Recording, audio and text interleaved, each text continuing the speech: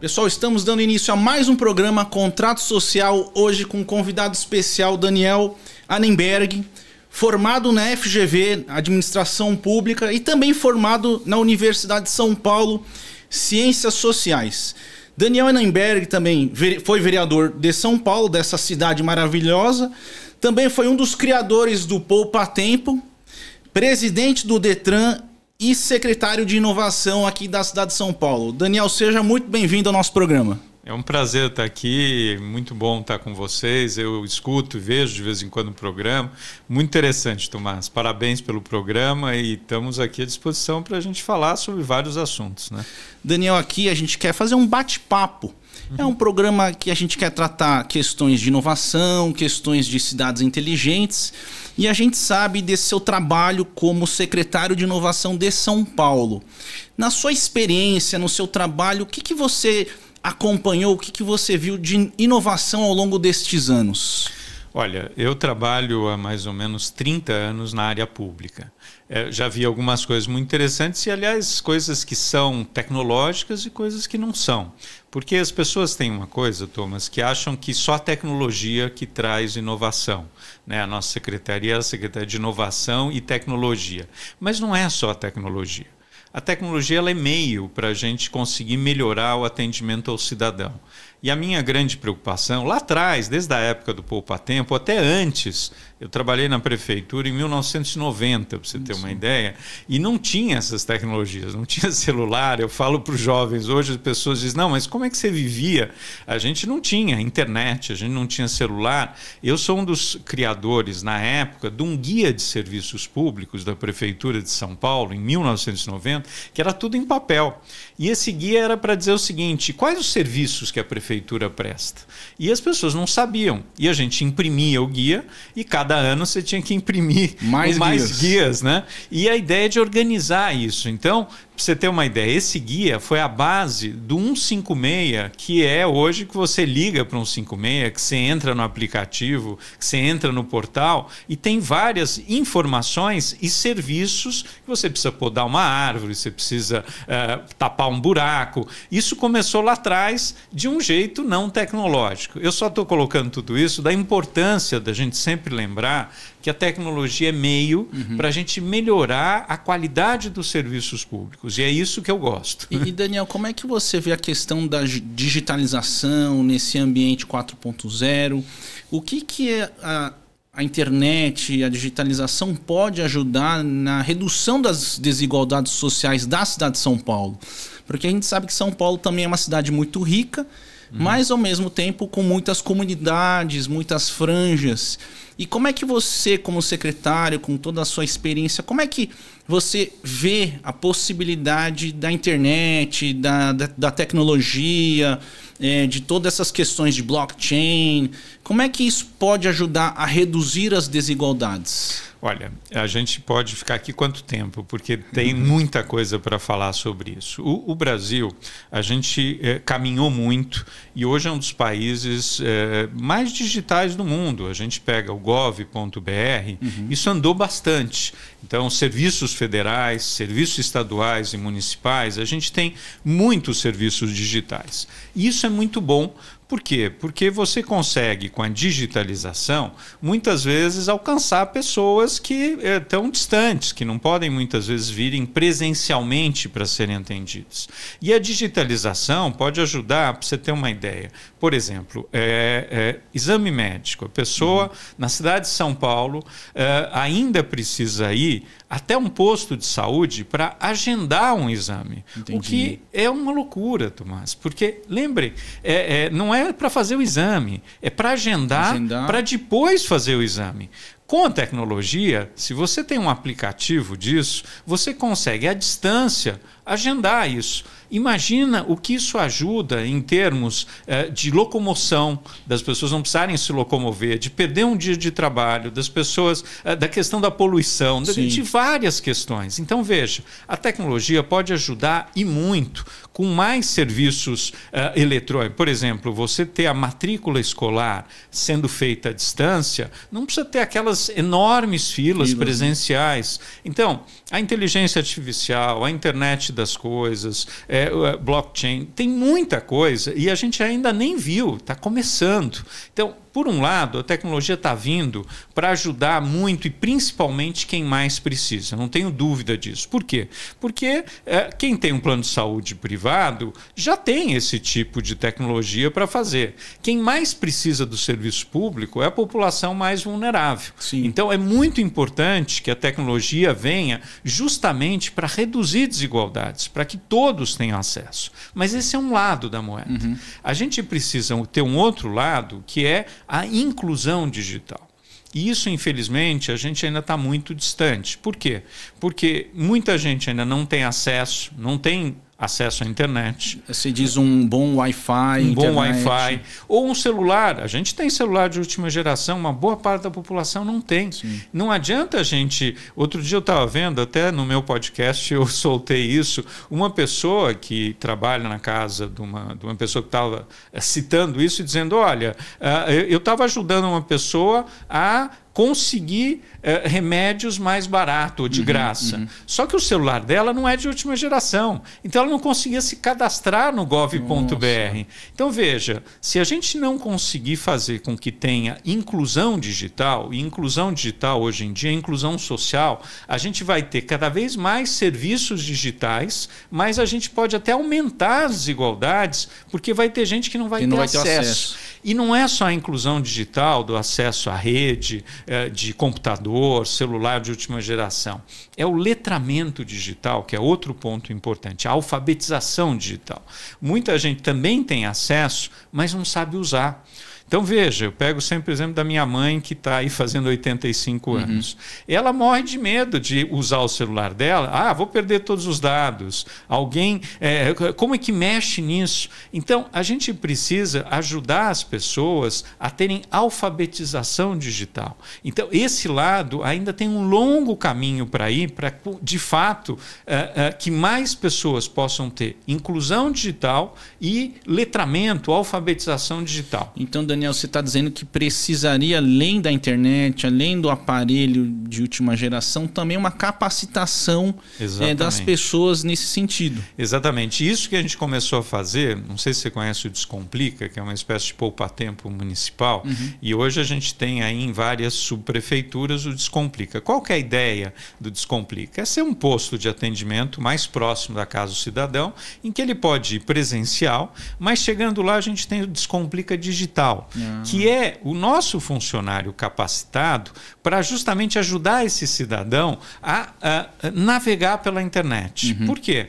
Porque hoje esse cidadão, muitas vezes ele não precisa só que realize o serviço, ele precisa saber onde é que está esse serviço, como é que eu acesso, né? A gente brinca que o Descomplica virou uma espécie de posto Ipiranga, né? Vai lá no Descomplica e tem tudo, e essa é a ideia mesmo. A ideia é tipo, tem serviços federais, serviços estaduais, municipais, tem o presencial e tem o digital, e a gente quer cada vez mais ajudar o cidadão a navegar por essa internet. Só que para isso a gente precisa capacitar um funcionário público, um terceirizado, de um jeito diferente que era antes.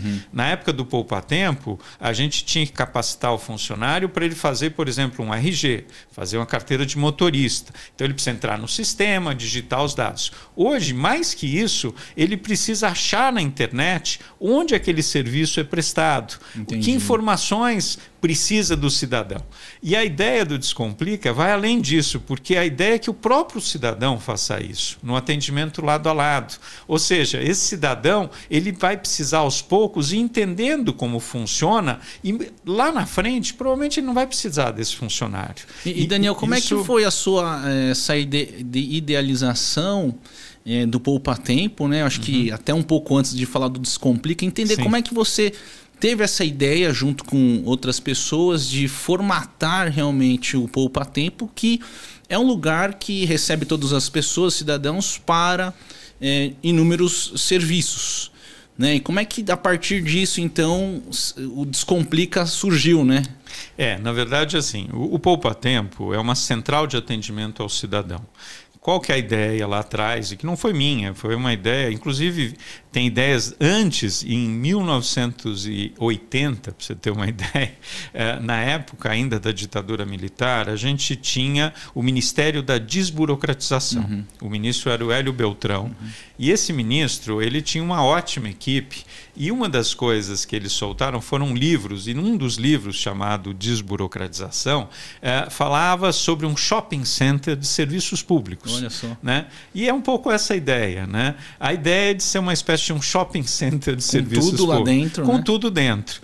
Isso começou a acontecer nos anos 90 e começou não só em São Paulo, na Bahia, com outro nome que chama SAC, mas é o Poupa Tempo de lá, o VaptVupt em Goiás e o Poupa Tempo aqui em São Paulo.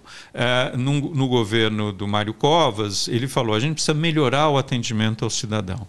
E para melhorar, a gente quer que o acesso seja melhor, que a gente amplie, então, a ideia, inclusive eu lembro que o governador Mário Covas queria que ficasse aberto aos domingos. A gente falou, não, os custos são muito altos. Mas ele falou, então pelo menos aos sábados, porque em geral o serviço público não fica aberto sábado. Então o Poupa Tempo fica aberto sábado até a hora do almoço. Então a ideia era colocar vários serviços, não importa se municipais, estaduais ou federais, e alguns até privados, num mesmo espaço. E lembrem, isso foi antes dos anos 2000, então não tinha ainda, né, muito a digitalização, não tinha internet. E aí foi dessa forma que a gente foi montando o Poupa Tempo e simplificando. Esse é outro ponto importante. Não é só questão de colocar junto, é como é que eu simplifico o acesso ao serviço. Vou dar um exemplo do RG.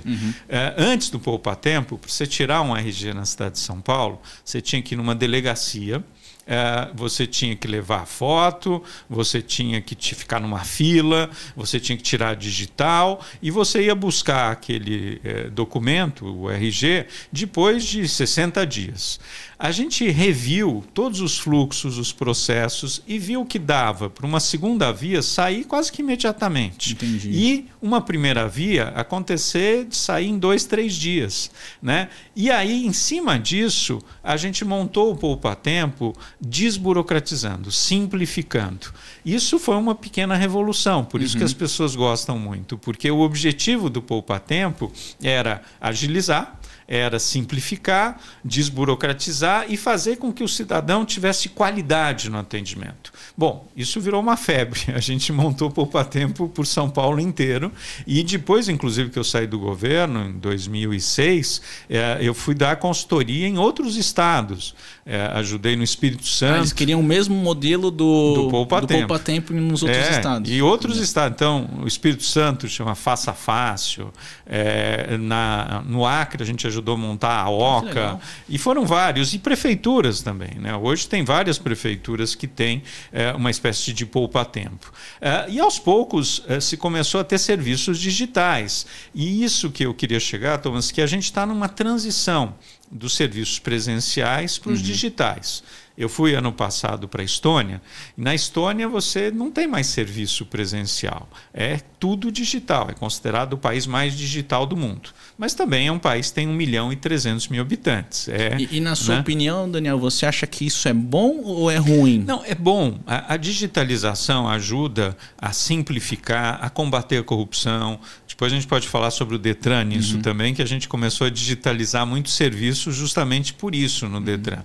Mas é importante que quem está digitalizando lembre que não é da noite para o dia que a gente digitaliza todo o serviço, ainda mais num país né, que é como o Brasil. Continental também, né? Então, é uma transição. E essa transição, a gente precisa fazer ela com muito cuidado para não deixar ninguém para trás. Para que mesmo pessoas que não acessem ainda o serviços digitais possam ter os serviços presenciais. Mas voltando ao poupa-tempo, a ideia do poupa-tempo foi justamente vamos facilitar para a população no bom sentido, vamos simplificar para ela.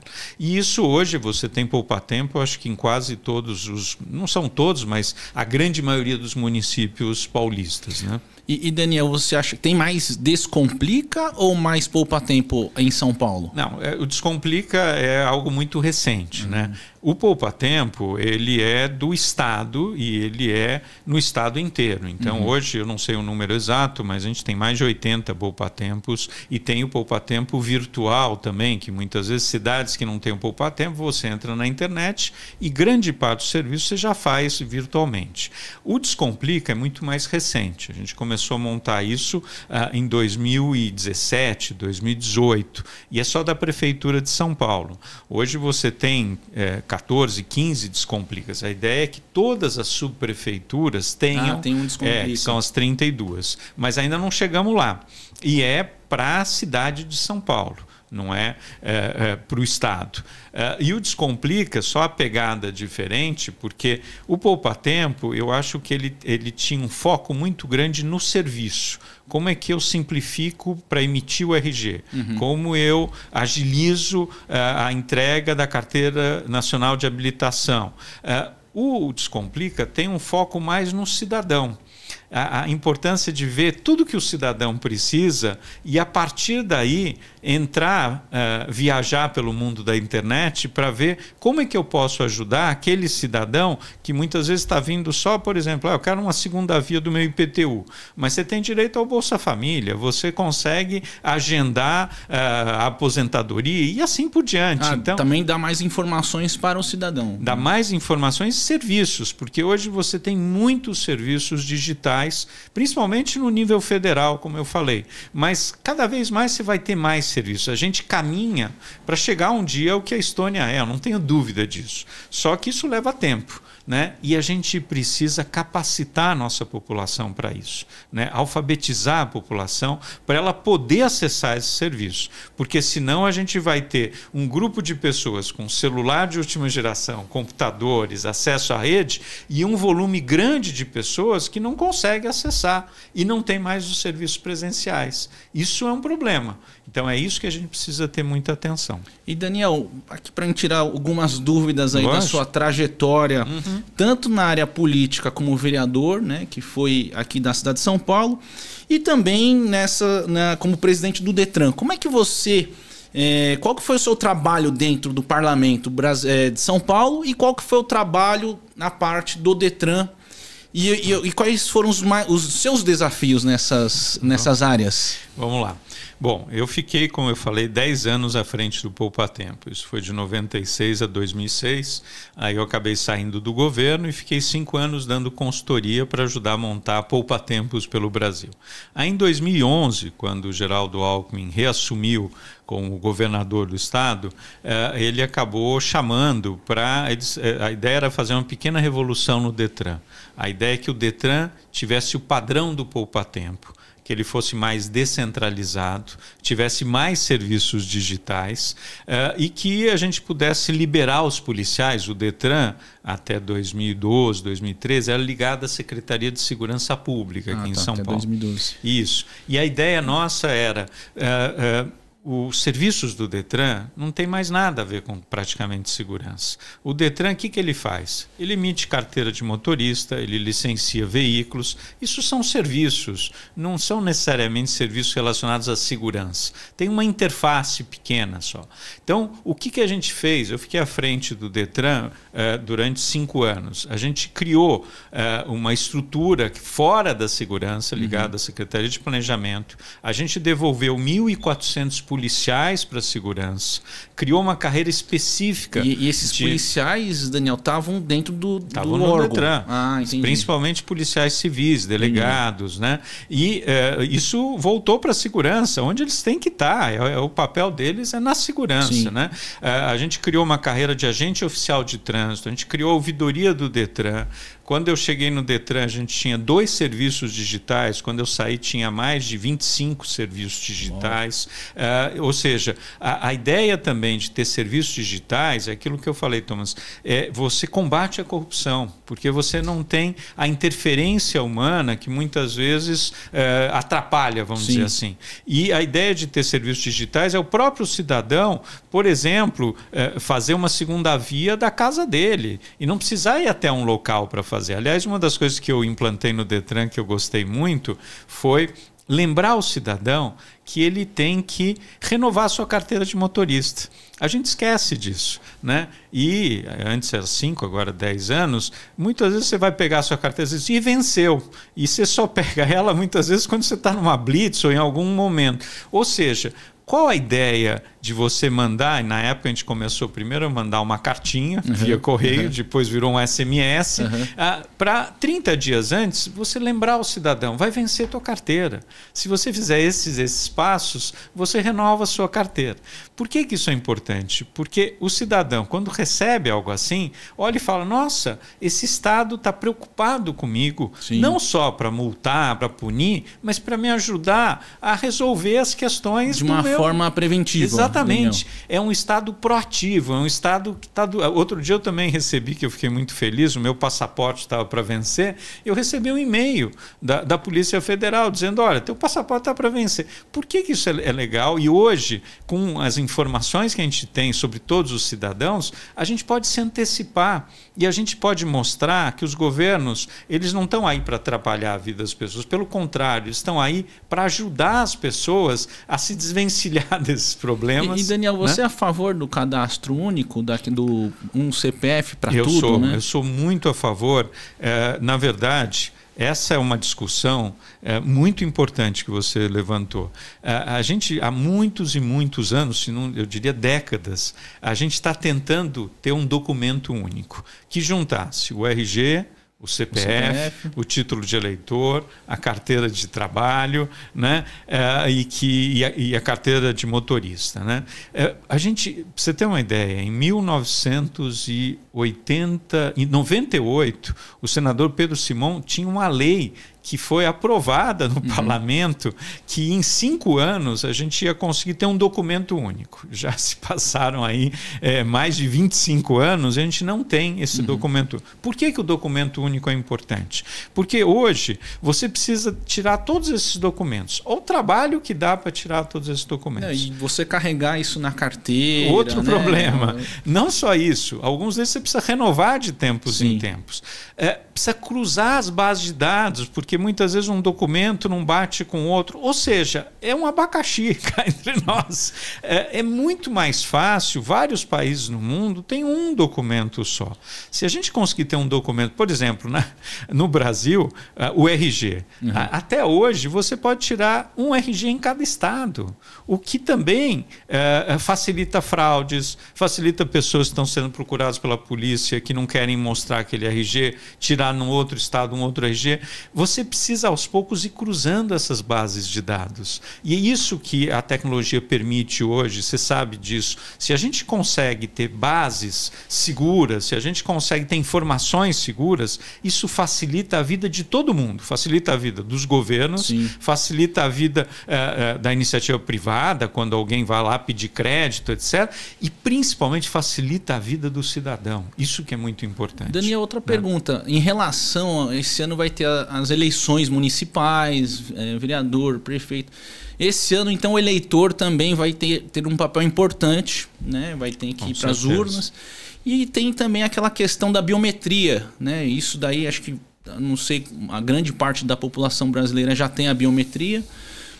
Você acha que isso também é importante nesse papel da tecnologia? Super, super. Aliás, o Brasil ele tem experiências fantásticas do imposto de renda digital, das urnas eletrônicas, e que funcionam muito bem.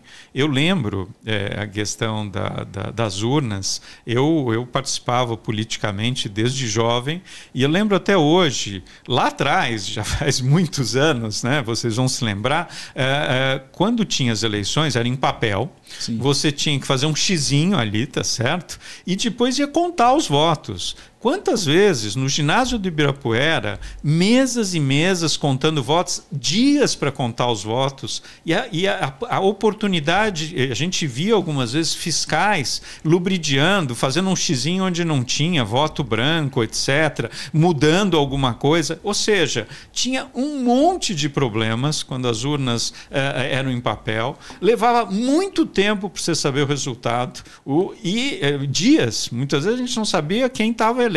E as urnas eletrônicas vieram para mostrar que é possível ser confiável, ter o resultado rápido, muito menor a possibilidade de fraude. Então, tudo isso é muito importante. A gente vê a Estônia, a gente vê Israel, a gente vê a China, a gente vê vários países usando a tecnologia justamente para isso, para melhorar a qualidade de vida da população, na saúde, na educação, no transportes, em tantos lugares, né?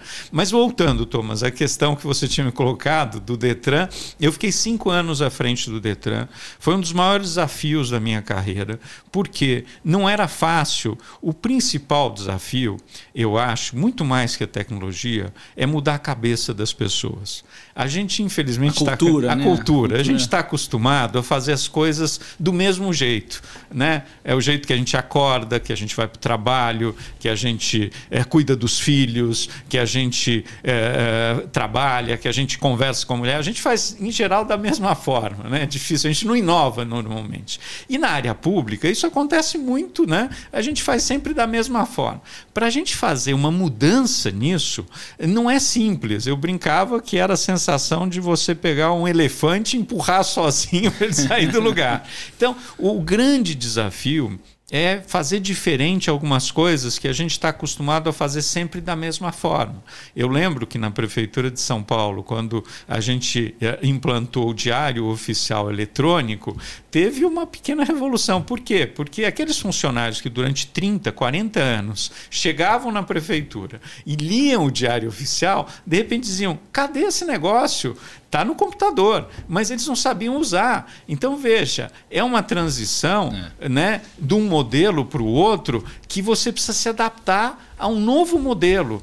Não é fácil a gente mudar, não é fácil. E mudar a cabeça das pessoas é mais difícil ainda, dentro e fora do serviço público. Eu diria que esse é o tremendo desafio dessa transição, dessa transformação digital que a gente está vivendo. E como é que a gente pode minimizar isso?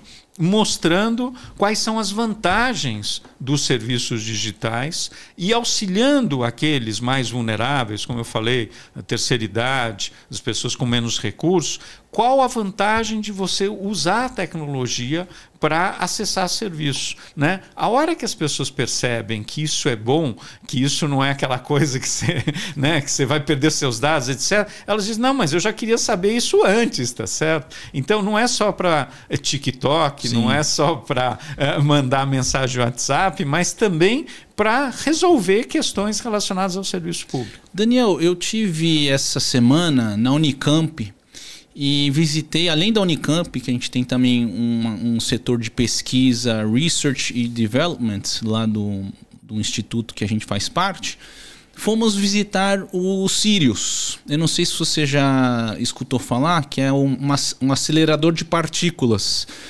E eles estavam mostrando um projeto muito interessante, muito tecnológico, brasileiro, é como se fosse um Maracanã, uma área gigante, e que faz também uma engenharia reversa de produtos. Que legal.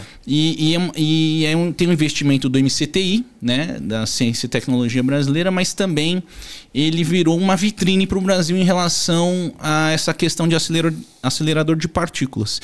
Aonde você vê que o Brasil pode realmente tomar passos mais largos e à frente na questão da inovação quando a gente comparar o mundo? A gente tem muitos biomas na floresta amazônica, a gente tem muitas... a gente tem o Brasil é enorme em todo o seu continente. A gente tem muita energia limpa, no ponto de vista, seja lá de Itaipu, de energia hidrelétrica, energia solar. E o que você acha que o Brasil pode, então, desenvolver em relação a essa inovação e, ao mesmo tempo, a sustentabilidade? Então, o brasileiro é extremamente criativo. Por quê? Para a gente conseguir sobreviver no nosso habitat não é fácil, a gente sabe. E o brasileiro ele é muito bom, né? Por exemplo, nosso sistema financeiro é um dos melhores no mundo, né? Por quê? Porque a gente conviveu muitos anos com inflação altíssima, porque tinha que se adaptar a uma série de legislações e a gente se deu bem nisso.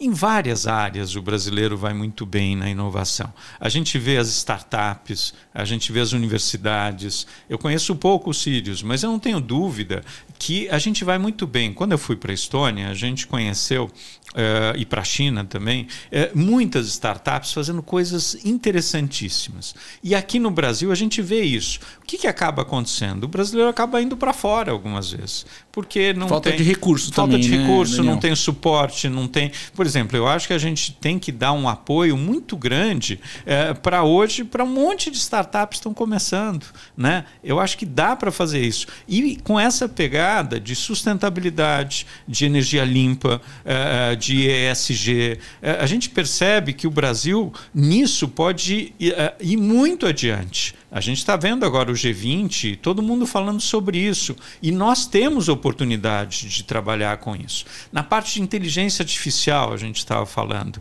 O Brasil tem uma capacidade muito grande. E isso está começando no mundo. Mas o que a gente precisa? A gente precisa incentivar, a gente precisa ter recursos para apoiar esse tipo de iniciativa. E eu acredito muito, Thomas, que não pode ser algo... Não adianta a gente pensar que o governo sozinho vai resolver os problemas, ou a iniciativa privada sozinha, ou a universidade. Você precisa unir todo mundo. Você precisa trabalhar em conjunto, né? São muitos problemas que a gente tem ainda no Brasil e que, se não trabalhar em conjunto, não resolve. Então, é muito importante que a gente possa ver como o governo pode ajudar, como a iniciativa privada pode ajudar, como as universidades podem ajudar para, principalmente, reduzir as enormes desigualdades. Eu acho que um dos grandes problemas do Brasil é a nossa enorme desigualdade. E a gente pode ver um monte de gente começando a querer empreender, o que é muito legal, né? As pessoas não querem mais, eu vejo meus filhos, eles não querem mais ser funcionário 20, 30 anos numa empresa como era antes. Eles querem empreender, né? E mesmo as pessoas de boa parte na cidade de São Paulo, a gente vê na periferia muita gente empreendendo. Se a gente conseguir dar um apoio para essas pessoas, a gente pode ter um país muito empreendedor, né? E acho que isso pode ser empreendedor pensando no meio ambiente, na energia limpa, sem sombra de dúvida, né? Pessoal, a gente tem um bloco aqui, Daniel, de uma pergunta para você. É uma pergunta do início aí da sua carreira, quais foram os seus perrengues? E a gente vai querer saber também da sua fase como vereador de São Paulo. Então, pessoal, produção, solte a vinheta.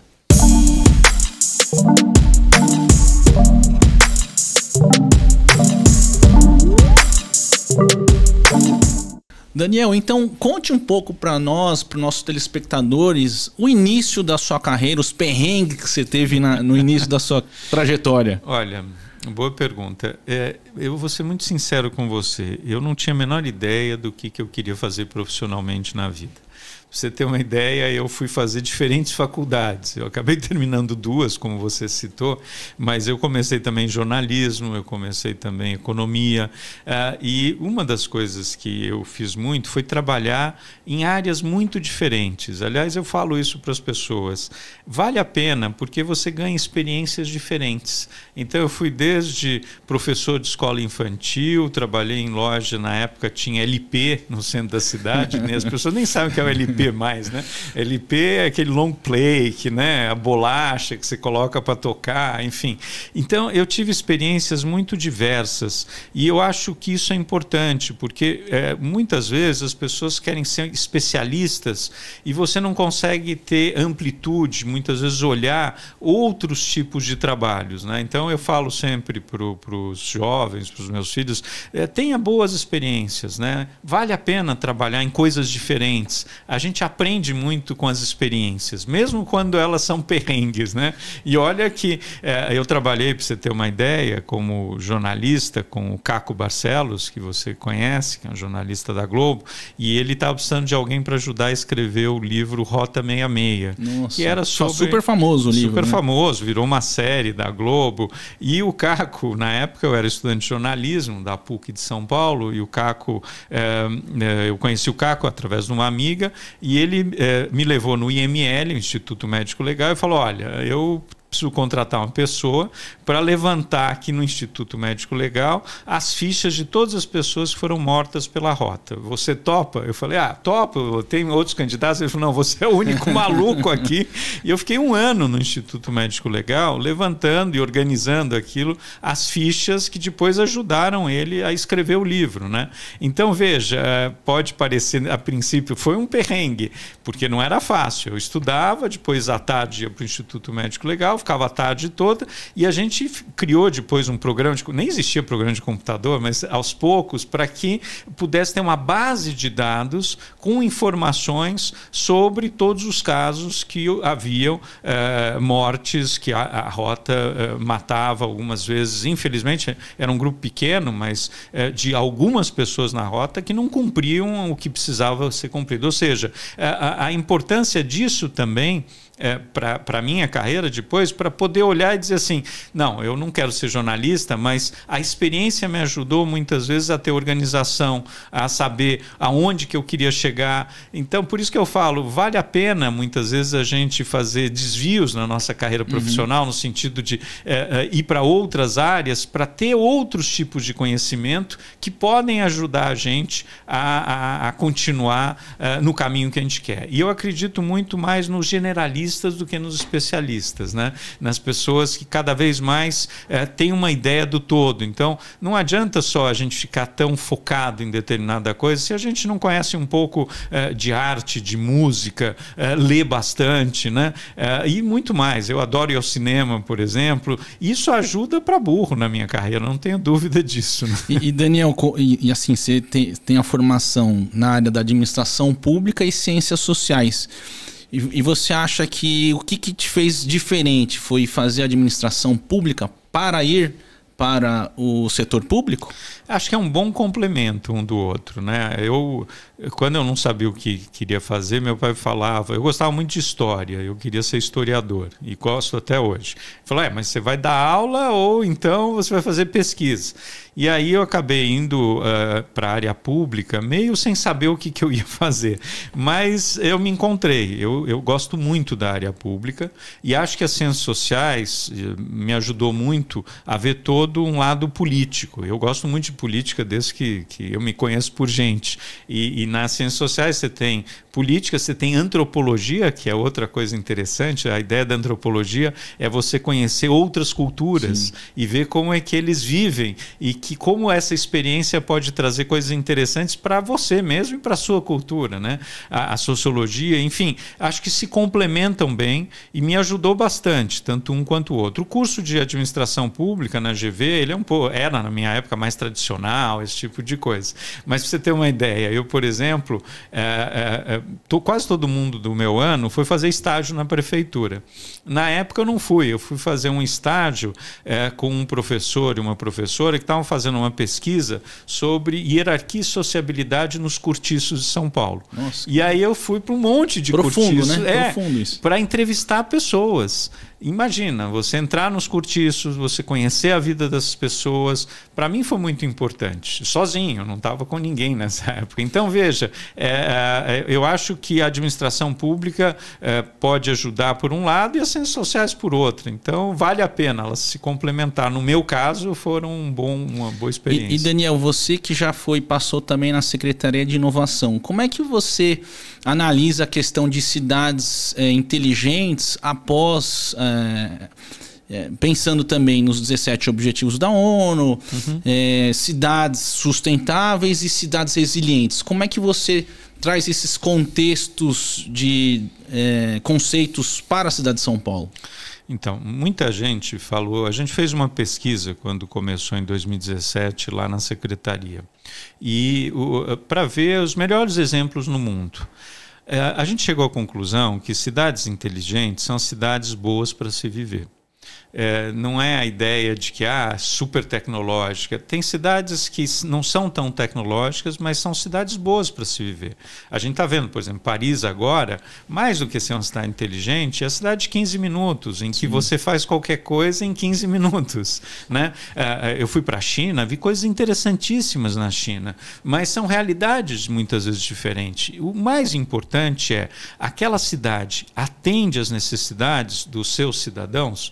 A Estônia, por exemplo, é tudo digital, o que é ótimo, mas é um país de 1.300.000, 1.400.000 habitantes. É muito diferente do nosso, tá certo? E, Daniel, tive também em Barcelona, no @22, nos 22 distritos, e aí é exatamente isso que você está falando, porque Barcelona é um lugar bom para você andar, caminhar, sim. As calçadas são largas, a iluminação é muito boa. E realmente é isso, você pensar em Barcelona como uma cidade inteligente, não por toda a tecnologia, mas sim por ser uma cidade acolhedora, bonita, que você possa praticar esportes. Exatamente. Cultura próximo, a escola próximo, trabalho. Hoje é muito importante, por conta até de grandes cidades do trânsito, trabalhar à distância, que seja o próximo da sua casa, onde você trabalha, onde os filhos estudam, onde você tem todas as facilidades. Eu adoro Barcelona, né? É uma das cidades que eu adoraria viver. Barcelona era uma cidade até 1992, quando teve as Olimpíadas, que era uma cidade que estava meio decadente. E o que Barcelona fez? Descentralizou, por exemplo. As grandes cidades do mundo, para funcionarem bem, elas precisam ser descentralizadas.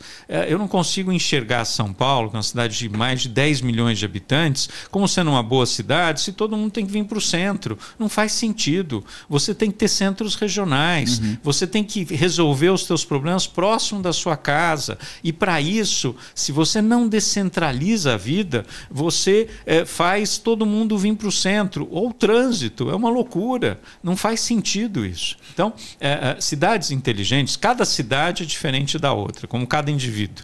E para a cidade funcionar, você precisa ver para aquela cidade quais são as necessidades. Né? Eu brinco muito, Thomas, mas é importante pelo seguinte, muita gente fala, não, mas a tecnologia vai revolucionar tudo. Vai e não vai. Não adianta ter tecnologia se, por exemplo, no nosso caso, a gente vai ter que ficar 3, 4 horas no trânsito. Né? Então, como é que a gente pode usar essa tecnologia para menos tempo no trânsito? Né? Para que as pessoas façam as coisas mais próximas de casa, ou trabalhem de casa, ou tenham horários alternativos para trabalhar. Hoje é possível fazer isso. E eu falo sempre, a tecnologia ela tem que ser meio, ela não pode ser fim. E muita coisa não depende de tecnologia.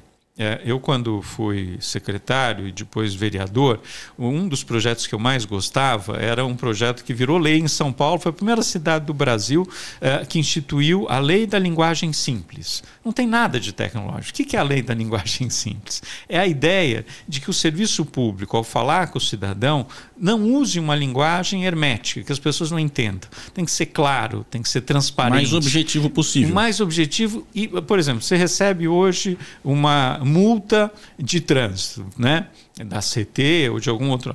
Muitas vezes na cartinha que você recebe, você não consegue entender o que está escrito ali. Fala da infração, do artigo tal, inciso tal, mas você não sabe o contexto. Mas não está claro o que você tem que fazer. Vou entrar a dívida ativa, se eu não pagar. O que é dívida ativa? Ou seja, como é que eu transformo a linguagem numa linguagem que as pessoas entendam? Que não seja falado por siglas, que não seja uma linguagem, né, como muitas vezes os juristas usam. Né?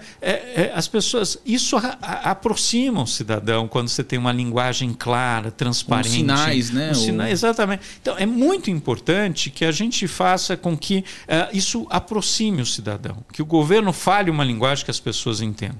Então, esse tipo de coisa que eu acho interessante fazer e que muitas vezes não depende só de tecnologia, mas a tecnologia veio e está aí, é fundamental que a gente a utilize bem. Para quê? Usando inteligência artificial, internet das coisas, inteligência artificial, a gente de fato consiga melhorar a qualidade de vida das pessoas. Isso é uma cidade inteligente. Se a gente conseguir, por exemplo, aquilo que eu falei da saúde, ter um aplicativo em que você agenda a consulta sem sair de casa, é fantástico. Você faz a matrícula escolar sem sair de casa, aí são pequenas revoluções no dia a dia das pessoas. Vai sobrar tempo para as pessoas terem mais tempo para ficarem com seus familiares, para fazerem esportes, para terem programas culturais, o que é ótimo para todo mundo, né? Pessoal, a gente está chegando já no fim do programa. Daniel, eu queria que você fizesse suas considerações finais e também comentasse um pouco do trabalho que você fez dentro da Câmara Municipal de São Paulo, os seus desafios e também os seus avanços. Então, a Câmara Municipal é um capítulo à parte. Eu nunca imaginei que eu seria vereador ou deputado, mas a pulga na política me pegou lá em 2014. Eu fui candidato a deputado estadual, não me elegi, tive mais de 55 mil votos, mas eu fiquei com vontade de novo e aí em 2016 eu me elegi vereador e eu acabei ficando dos 4 anos, 3 como secretário de Inovação e Tecnologia. No último ano fiquei como vereador e depois, em 2020, fui candidato de novo, no meio da pandemia. Não me elegi, fiquei de primeiro suplente, mas assumi num determinado momento. E fiquei na Câmara aí quase 3 anos no total. Foi uma experiência importante para conhecer como funciona. O legislativo é fundamental para ter uma democracia. A gente precisa ter um legislativo aberto, transparente. Isso não tenha dúvida, né? Agora, é importante ver o que é possível de ser feito no legislativo, né? Que leis dá para implementar, como é que a gente consegue, com as emendas parlamentares, né, fazer bons projetos, né? Tem projetos que eu participei que eu gosto muito, né, projetos antirracistas, de igualdade de gênero, de levar tecnologia para a periferia, né, que eu acho fundamental. Enfim, tem muita coisa legal que deu para fazer na Câmara e é uma experiência que eu gostei muito, né? Além, lógico, da questão política, que acho que todos nós somos seres políticos e é importante que isso aconteça. A gente brinca, né? Tem muita gente que diz, não gosto de política.